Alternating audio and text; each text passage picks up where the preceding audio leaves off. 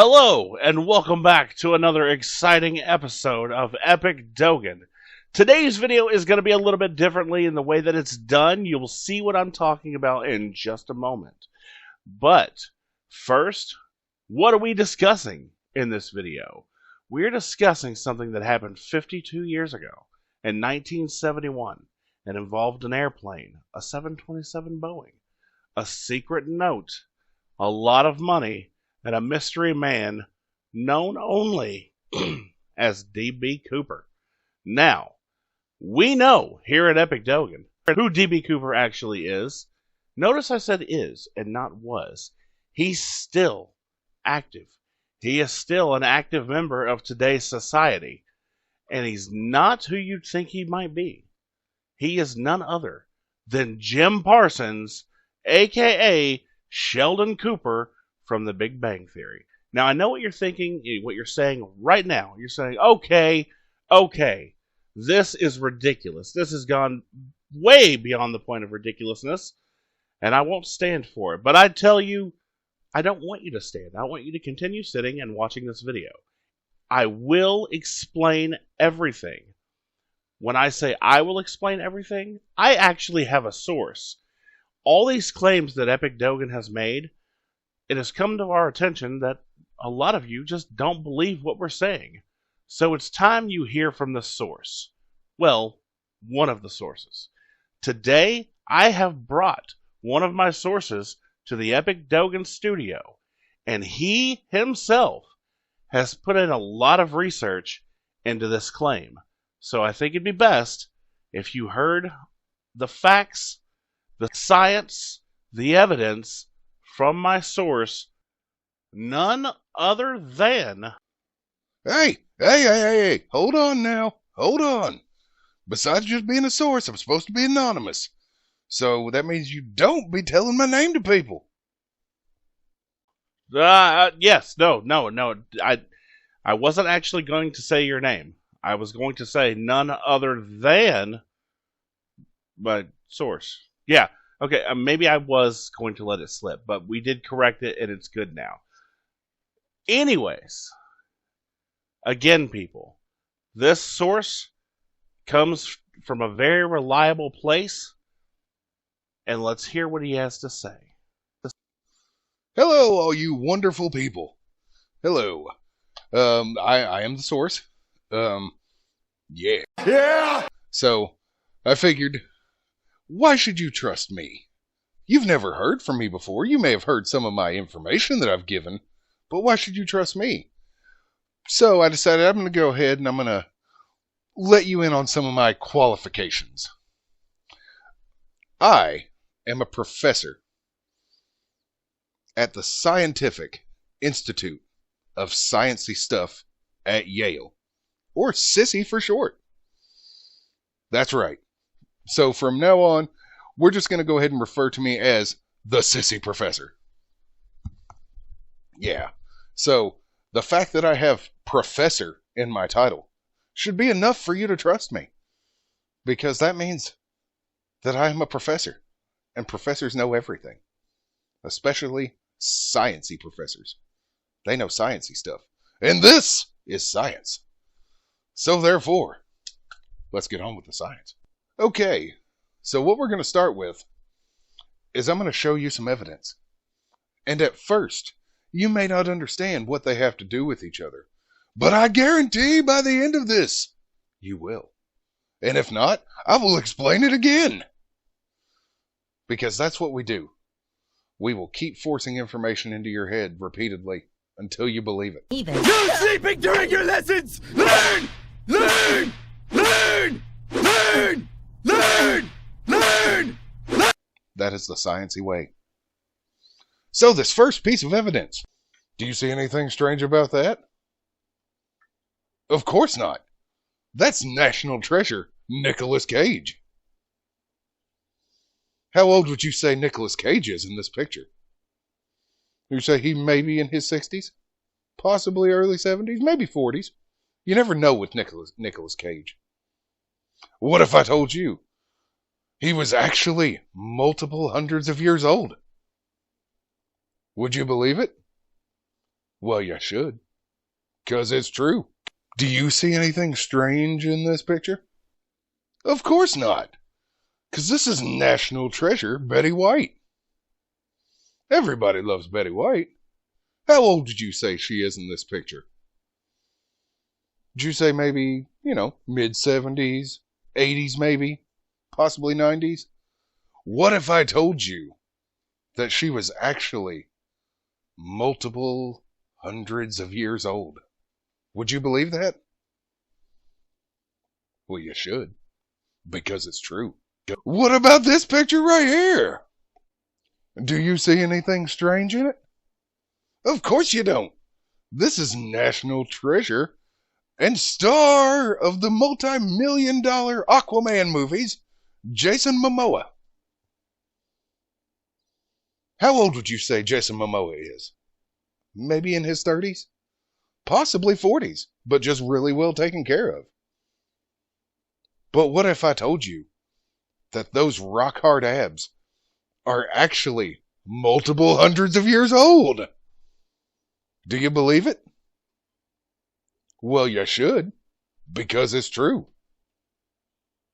Now, the important part. What do you see here?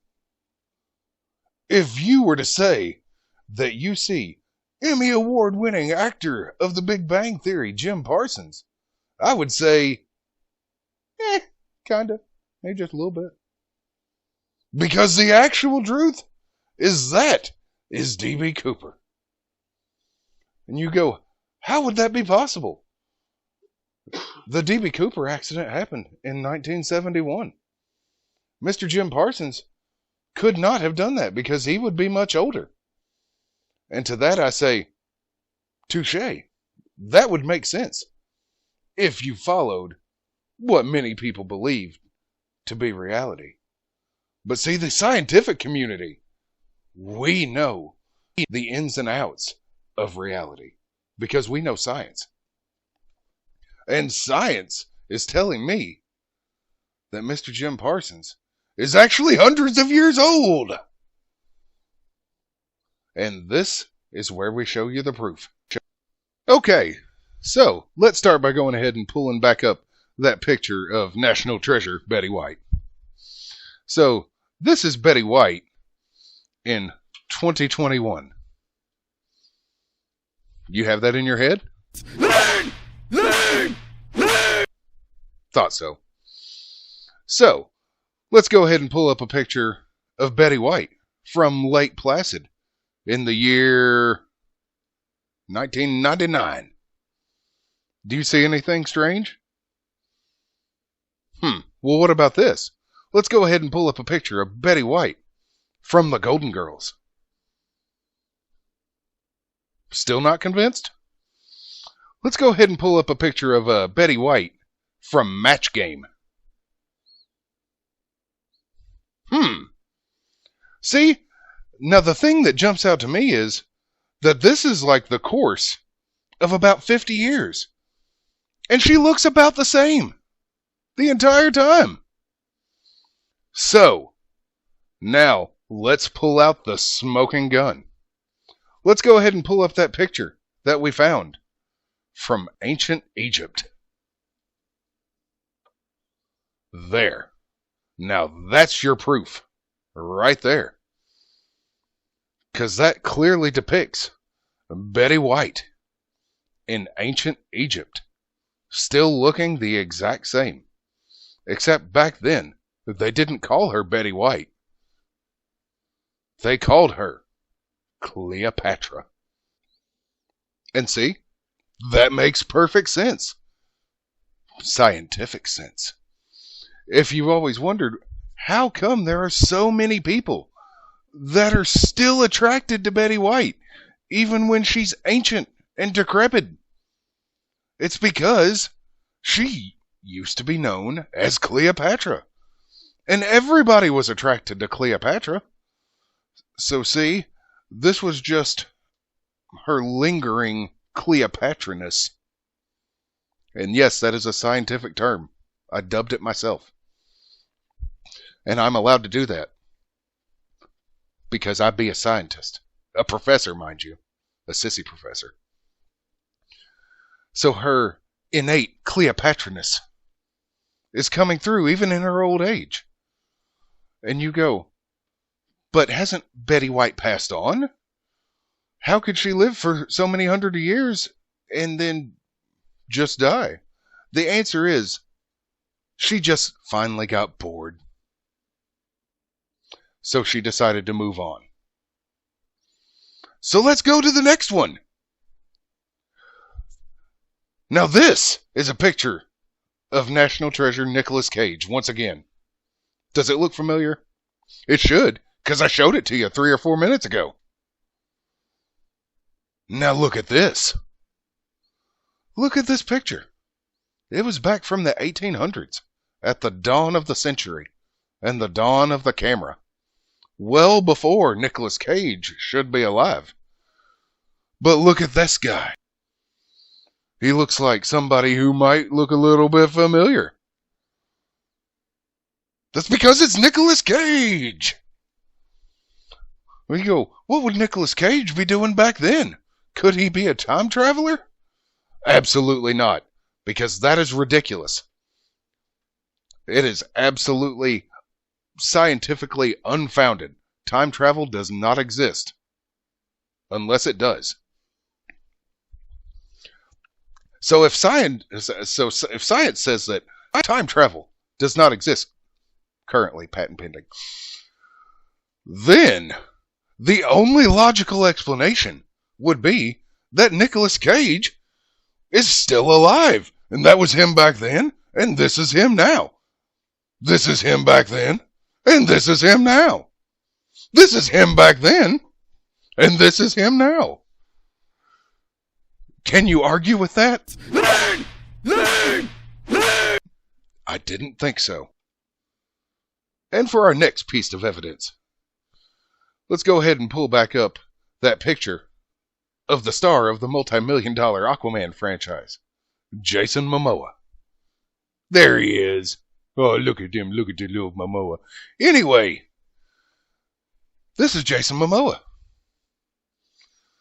Now, I know what you're thinking now. You're thinking, how could he possibly fit into this whole historical context? Well, strap in, folks. Brace yourself. Because here is Jason Momoa back in history. That's right. Jason Momoa was Jesus Christ himself. And I know what some of you are thinking. You're thinking, sacrilege! That's not possible. I say, if Betty White being Cleopatra is possible, then Jason Momoa being Jesus is absolutely possible. And I'm going to go ahead and throw a little bit more evidence on here. Are you ready? Just look at the names. There you go. Jesus. Jason. Don't those sound similar? They do. Plus, look at the name itself. J. Son. What was Jesus? Jesus was the Son of God. So there you go. Plus, also, look at this. This is Jason Momoa being Aquaman. What does Aquaman do? Besides talk to fishes? He is a man of the water. He can do anything in water, including walk on water. Who else in history could walk on water? No other than Jesus Christ. So I know what you must be thinking right now. You were probably thinking, hey, this video is supposed to be about D.B. Cooper and Jim Parsons. Neither of these three people that we just talked about are in fact D.B. Cooper or Jim Parsons. So why am I mentioning all these things and all these people and all these circumstances that are not in fact circumstances, because they are in fact scientific fact? The reason that I'm bringing up all of these scientific facts is to prove beyond a shadow of a doubt that it is possible for certain people to live for multiple hundreds of years. And why would they do this? They would do this so they don't die. That is the main reason for living multiple hundreds of years, is so you do not die. Why else would you do it? So, you go, how are these people living for multiple hundreds of years? The thing is, this kind of thing has been investigated before. There has been multiple conspiracy theories that have been around for years saying that there are celebrities that ingest baby blood to attempt to stay young. And I call inaccuracies and non-science when it comes to that, because that is what it is. It is a giant inaccuracy and a slap in the face of real science. Because we don't handle any pseudoscience around here. We handle real science and scientific fact. Especially as a professor of the Scientific Institute of Sciencey Stuff at Yale, or SISSY for short. Only the real science facts. What we have found here at EpicDogan is what the secret of living multiple hundreds of years actually is. And that isn't even the main topic of the video. It's just to prove a point about Sheldon Cooper, aka Jim Parsons, aka DB Cooper. We have hacked into cell phones to see what kind of receipts we can find on their grocery list. And we have went diving in dumpsters to attempt to find receipts from grocery stores for people who did not pay online and therefore do not have any kind of online receipt. And what we have found is absolutely shocking. All of these people, all four of them in fact, all of them buy an abundance of Flintstone vitamins. Does that shock you? Because it shocked me. And I am a sissy professor. Now, what we have found is Flintstone vitamins are good for you. They've been teaching us that since we were kids. And they are good for you. But they also say always to make sure to follow the recommended dosage. The recommended dosage for a Flintstone vitamin for somebody over the age of 4 is 1 pill, 1 tablet a day. 1 pill, 1 tablet. It doesn't matter if it's a Fred or a Barney. It's still 1 tablet. So, that's for a 4-year-old. So, it would stand to reason that if you wanted to remain healthy and live to 400 years old, that you would eat 100 Flintstone vitamins. And in our testing, here in the lab, at the Scientific Institute for Sciencey Stuff at Yale, we have got this old decrepit rat. His name is Charlie. Charlie is a 10-year-old rat. That is ancient as far as rats go. That is the equivalent of being 400 years old. And look, he was up pretty much on his deathbed. And he was ready to die. He had given up on life. And we gave him 100 Flintstone vitamins mixed in with his cheese. And look at him now. He is super excited and ready to go. He is happy. He has found a new lease on life. You know who else found a new lease on life? Cleopatra. And Jesus Christ. And this random guy that was actually Nicolas Cage. And DB Cooper. They found new leases on life. All thanks to Flintstone vitamins. So having said all that, that takes us back to the main point of this video. How do we know that Jim Parsons was actually D.B. Cooper? Well, besides the fact that the name Cooper is shared between the two, which I don't think is a coincidence. I think it was him trying to go, hey, look at me. I'm D.B. Cooper. But I can't say that. So I will just name my character Sheldon Cooper. Which, as I pointed out, is the same last name as D.B.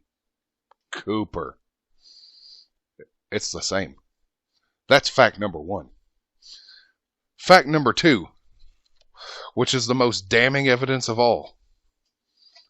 This is a sketch made of D.B. Cooper back in 1971. This is a picture of Jim Parsons now. Do you see the resemblance? I do.